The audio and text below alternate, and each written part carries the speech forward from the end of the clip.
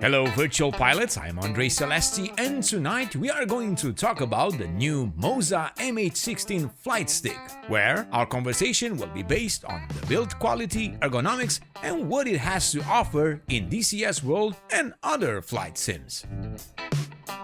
MOZA continues to send their products for review, and we are very grateful for the opportunity to share our experience with these new devices. The Flightstick is being paired with a AB9 force feedback base. If you missed our AB9 base review, make sure to check it out. It should appear on the screen right now. Also, we will do an FAQ for the base very soon with plenty of answers directly from MOZA. The package arrived together with a flight base clamp for the AB9 base, but we will check it out later in a different video. The Flightstick box contained a manual, a set of Allen keys, and the stick itself, wrapped in a plastic bag and tucked in a safety package. The MH16 Flightstick is similar to the Thrustmaster Viper stick, but has a few notable differences. For example, it has that extra modular component with two extra switches, a castle one on the top and a 3-point latch switch that will come in handy for master modes or other systems. I do wonder if MOZA is planning on releasing multiple types of modules for this stick. I sure hope so. It's easy to notice the similarity with the Wing F-16EX, apart from the fact that the lower stick is different and could be more useful.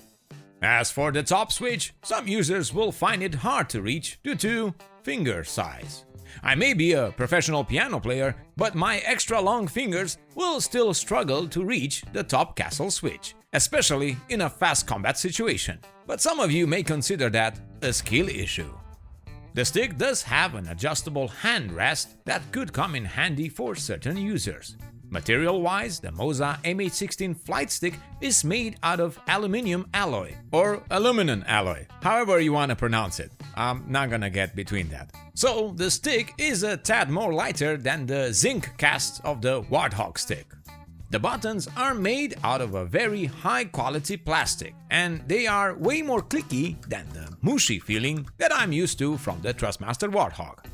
The two-stage trigger has a very satisfying feel. First stage goes as a short click, and then, as you commit your squeeze for the second stage, the trigger pulls in an arched thump with a bit of a weight attached. It's hard to explain, but it feels good compared to when I used the trigger on the previous stick. The second stage just comes in with no weight attached. And let's face it, it's important to have a satisfying feeling when you fire away. So extra points for feeling good.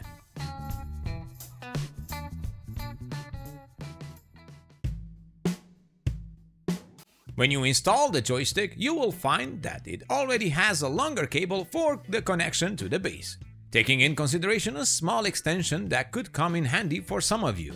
With that being said, MOZA has also released the Z-axis module that extends the stick with 97mm and allows for a Z-axis function.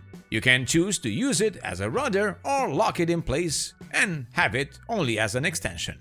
In the MOZA Cockpit app, you can change the hat switch mode from a D-pad to a button setup. It could be handy for certain users.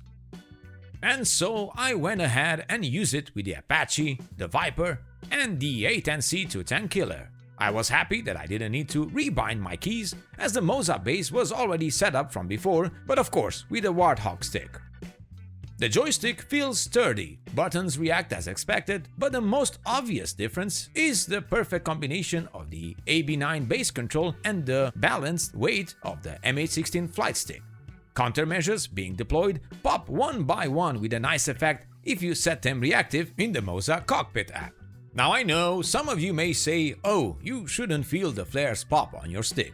Fine, switch it off. Be as realistic as you want to be. The MOZA Cockpit app lets you do that. But on a personal note, I will activate all effects. Full power, that's how I like it. Oh, and by the way, after our review of the AB9 base, we got Eagle Dynamics in touch with MOZA for some more tweaks that benefit all users. Some of you noticed in the comments, and we were happy to be instrumental on both sides. But I digress. Coming back to the Flightstick, I am trying to understand how will it behave in 5 years from now. Currently, the buttons, the material all feel alright. Knowing that many users fly on a daily basis and push their gear as far as it can go, I can only say that most likely certain parts, like the buttons, may get to react different in a few years. The Thrustmaster I have has already 5 years of use now, and apart from a few discolored parts, everything feels the same. The current price of the MH16 Flightstick by MOZA is $169, currently showing as a pre-order on the MOZA website. If you plan on purchasing this unit or you know somebody who wants to, please show us your appreciation and use our link in the video description or the HIP Games code in order to support our channel and help us deliver more content just like this in the future. And so, the MH16 is a valid contender on the growing flight sim market in 2024 and beyond. I am switching from the Warthog to the MOZA MH16 for all my DCS flights from now on. Once again, a big thank you to MOZA for sending us the MH16 Flightstick and choosing our channel for their previews. Thank you all for watching. Make sure to leave us a like if you find the video informative and subscribe to keep in touch with all the latest news on your favorite simulators and games. I am Andre Celesti, reminding you to fly safe, and I'll see you next time.